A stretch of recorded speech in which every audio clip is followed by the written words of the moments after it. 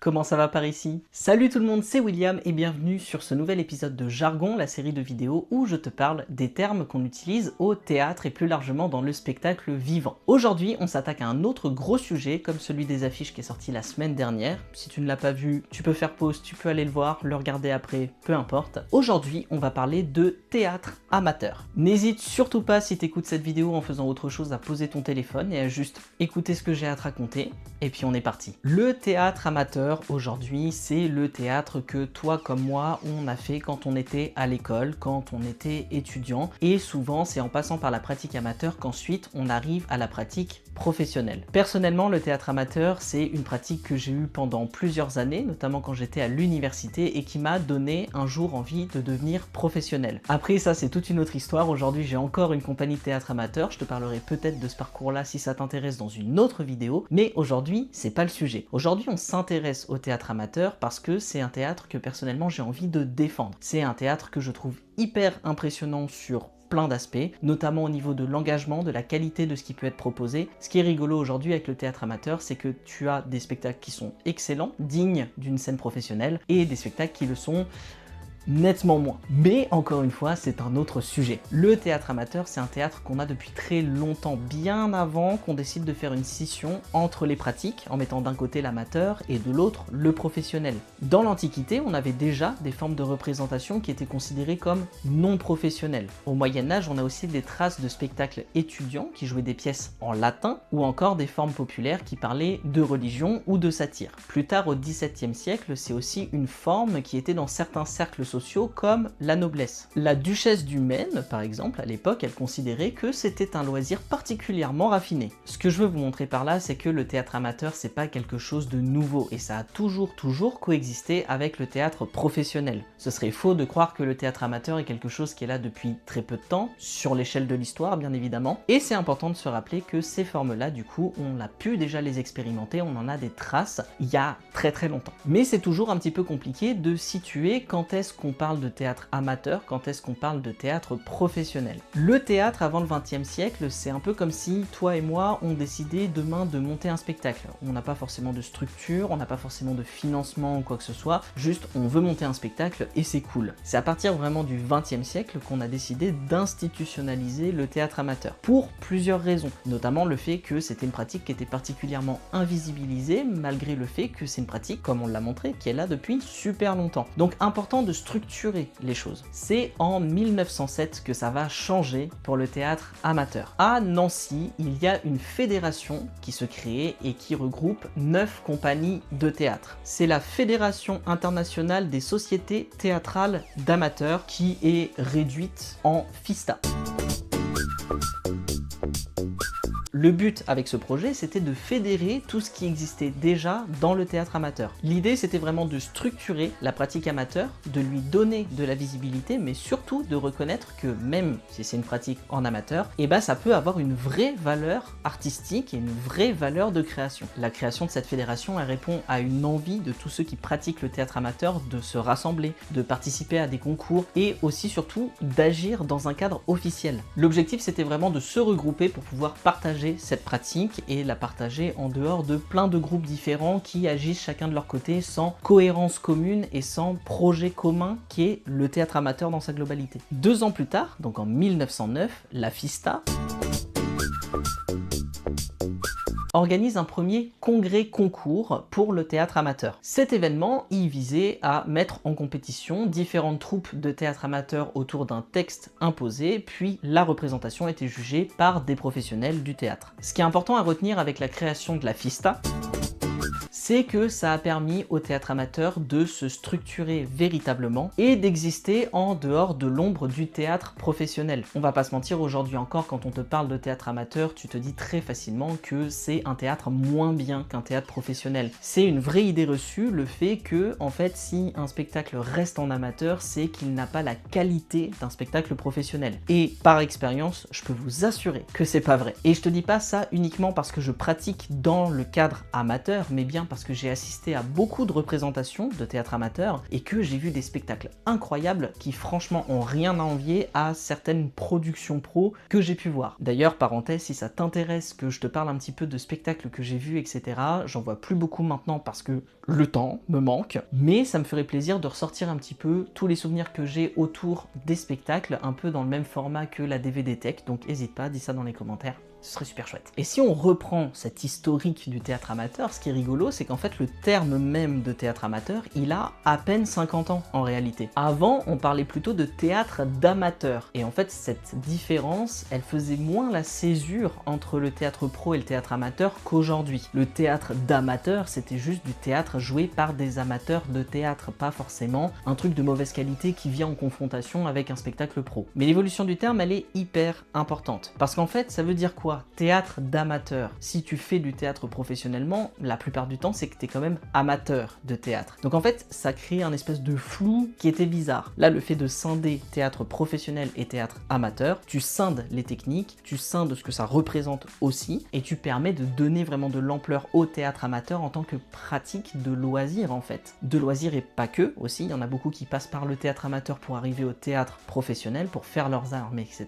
Donc voilà, ça permet quand même de scinder les choses et de scinder les espaces entre le pro et l'amateur. Il y a un truc que je dis régulièrement à mes élèves qui sont apprenants du théâtre et donc qui pratiquent en amateur, c'est l'origine du mot même. Le mot amateur, il vient du latin amator, qui veut dire celui qui aime. En fait, amator, c'est un mot qui est dérivé de amare, qui veut dire aimer. Donc en fait, un amateur, à la base de la base, c'est juste quelqu'un qui aime pratiquer, et dans notre contexte particulièrement au théâtre. Historiquement, le terme amateur, c'est donc une personne qui pratique quelque chose sans en tirer un revenu. C'est vraiment quelqu'un qui fait les choses par passion. C'est un sens qui est resté, mais qui a pris une connotation un peu plus précise, et aujourd'hui, quand on parle d'amateur, on parle d'une personne qui agit en tant que non professionnel dans un domaine. Le plus souvent, du coup, c'est associé à du plaisir et donc, par extension, à un loisir. Mais alors, on peut se poser la question de le théâtre amateur en France, ça représente quoi? C'est quoi la place du théâtre amateur aujourd'hui sur le territoire? Bah, c'est environ 4000 troupes. 4000, c'est pas trop mal quand même. 4000 troupes, d'accord, mais ça représente surtout environ 15 000 manifestations par an. Alors oui, 15 000 manifestations par an,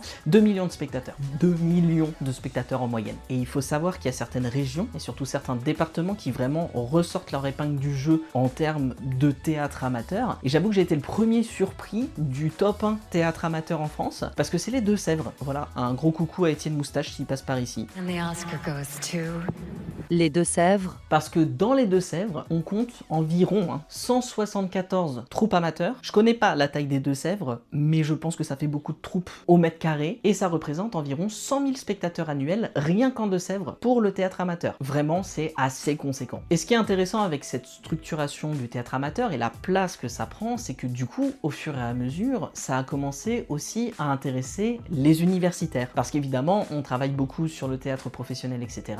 Mais au bout d'un moment, on s'est dit, tiens, peut-être ce serait intéressant qu'on fasse des recherches sur ce théâtre amateur qui prend de plus en plus de place dans le paysage. Quand je dis de place, je veux pas dire qu'avant il n'y en avait pas, je veux dire que maintenant que c'est structuré et donc on peut chiffrer les spectateurs, les représentations, le nombre de compagnies, etc. et bah tout de suite les chiffres sont beaucoup plus impressionnants et on se dit, ah ouais d'accord, il y a un vrai truc qui se passe à ce niveau-là. Et à partir de 2004, à Rennes et partout ailleurs, il y a commencé à y avoir des colloques où en fait on a fait se rencontrer des chercheurs, des artistes pros, des amateurs, et on a mis tout le monde en commun pour réfléchir à cette pratique amateur et puis essayer de la théoriser aussi un petit peu. Et cette vidéo, pour moi, c'est aussi l'occasion de te partager à toi un guide qui a été écrit par rapport à la pratique du théâtre amateur. Ça a rassemblé plusieurs acteurs qui se sont mis ensemble, qui ont réfléchi à cette pratique et qui en ont fait un document qui est complètement accessible à tous. Ça a rassemblé plusieurs personnes dont l'ADEC Maison du Théâtre Amateur, l'ADEC 56, la Maison du Théâtre de Brest, l'Union Régionale Ouest de la FNCTA et une association dont je prendrai pas le risque de prononcer le nom et que je te mets ici parce que je comprends pas comment ça se prononce. Mais cette association fait partie de ce groupe de recherche. Et en fait, ce document qui a été fait par toutes ces structures ensemble, c'est un document qui vise à mettre en avant les valeurs valeurs du théâtre amateur et qui sensibilise aussi sur l'aspect bénévolat du coup du théâtre amateur et qui va poser aussi les limites qu'on ne doit pas franchir en tant que pratiquant amateur par respect pour le monde professionnel. C'est un document qui est hyper intéressant si toi tu veux faire du théâtre, si tu veux lancer ta compagnie en amateur. C'est un document qui t'explique ce que tu peux faire et ce que tu ne peux pas faire en tant qu'amateur par respect aussi pour le milieu professionnel. Vous n'êtes pas sans savoir qu'aujourd'hui la culture elle prend cher, vraiment très cher, et du coup c'est de plus en plus compliqué de s'en sortir en tant qu'artiste, notamment de théâtre, et j'en sais quelque chose dans la sphère professionnelle pour trouver des dates, pour se faire booker, etc.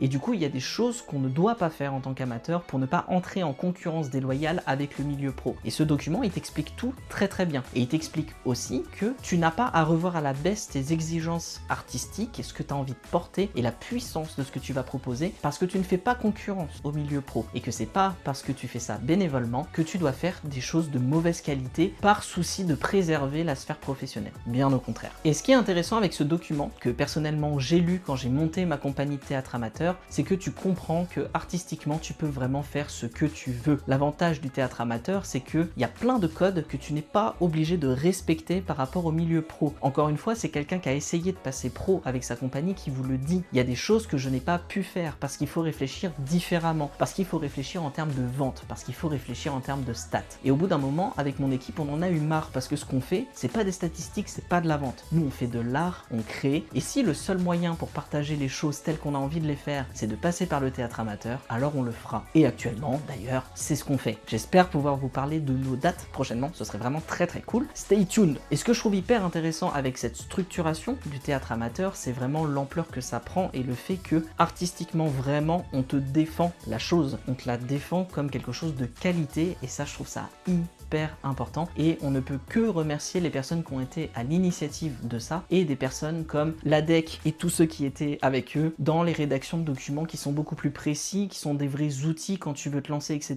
qui sont des choses en fait archi nécessaires. C'est important de savoir dans quoi tu mets le pied et de savoir dans quoi est-ce que tu peux évoluer, quelles sont les limites aussi de ta pratique, etc. De la même manière que les pros, ils ont des limites, c'est-à-dire qu'ils peuvent pas pratiquer plus de temps dans la sphère amateur au risque de perdre en fait leur intermittence, etc.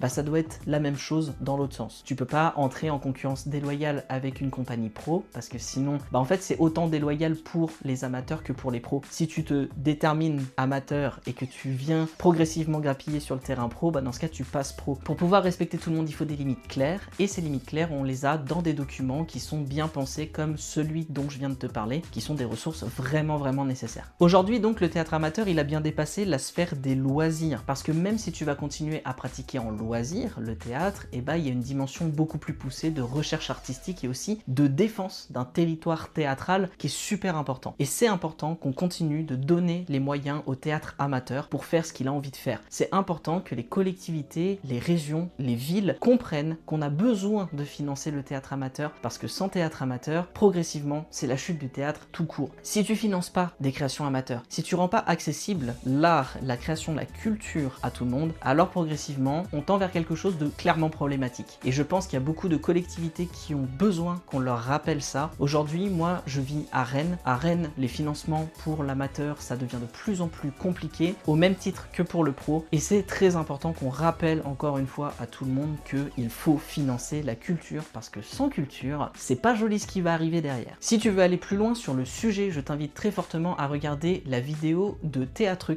qui parle de culture en lutte qui du coup se bat contre les coupes budgétaires notamment. C'est une vidéo qui est hyper importante que personnellement je peux pas résumer parce qu'elle est trop bien construite et j'aurais peur de dire des bêtises, donc je t'y renvoie très fort. C'est important que tu te renseignes si tu aimes le théâtre sur culture en lutte, sur tout ce qui se passe en ce moment, parce que sinon un jour il y aura plus de théâtre et c'est pas le jour où il y en aura plus qu'il faudra qu'on se pose la question de comment faire en sorte qu'on continue à en avoir. Je te remercie très fortement d'avoir suivi cette vidéo, j'espère qu'elle t'a plu. N'hésite pas à laisser un commentaire, à liker, partager, en parler autour de toi, à aller voir la vidéo de Théatrux sur Culture en lutte. Encore une fois, c'est super important que tu t'informes sur ce qui se passe en ce moment. Merci encore d'avoir suivi cette vidéo et puis à très bientôt pour un prochain épisode.